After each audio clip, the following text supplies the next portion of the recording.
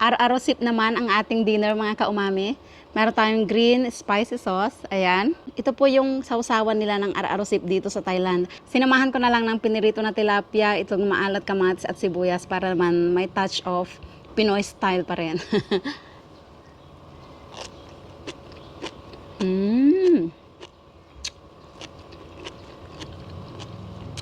Ang sarap.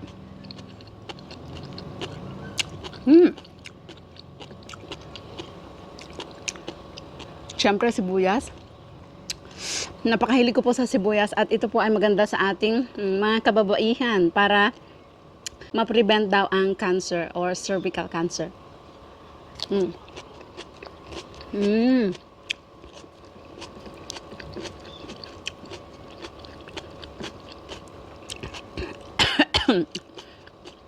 Maanghang po ito.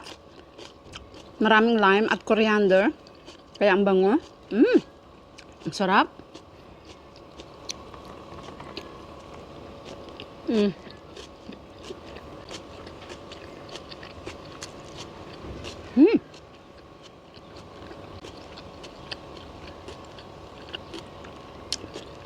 Ito po yung laging sausawan ng mga seafood nila. Kaya kapares din ng ganitong mga sea grapes. And usually, yes, pinapapak lang po talaga nila. Kaya papakin din natin dahil maggagabi na naman. Ayaw natin mabusog ng kanin.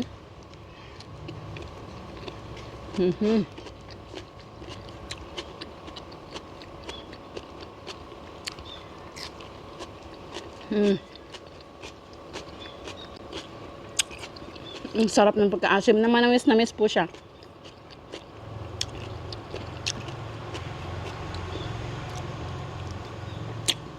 So medyo mahal po yung mga ganitong sea grapes dito sa aming lugar dahil malayo kami sa dagat. Sa atin po ba mahal din? Yung ganito lang karami ay 100 baht. That is 160 pesos. Dahil paminsan-minsan lang naman, pikit mata nating bibilhin.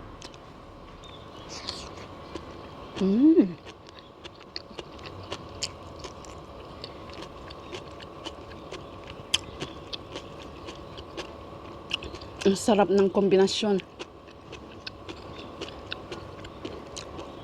Ayokong paghalo-haluin dahil nga para makamay natin.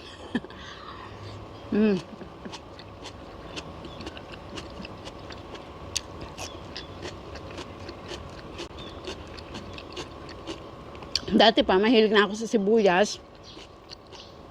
Kaya nung nalaman kong nakaka-prevent pala siya ng cervical cancer, mas lalo ko nang gusto ang sibuyas.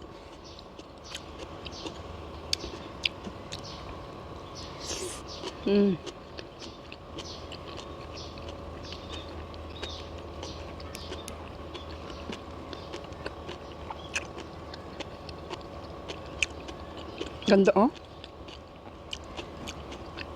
Fresh na fresh.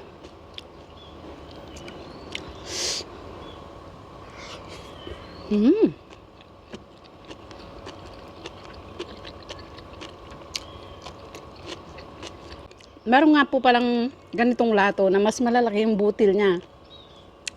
Lato din ba ang tawag doon? Yun yung natitikman ko sa amin noon.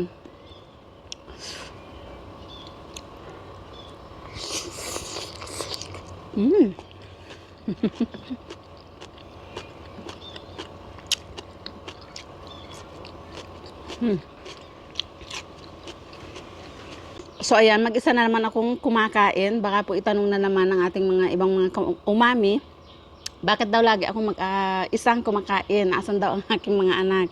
So kadalasan po ay daytime akong nagmumukbang, wala pa sila. Kapag ganito namang hapon, ay kumakain na po talaga ako bago 6 p.m.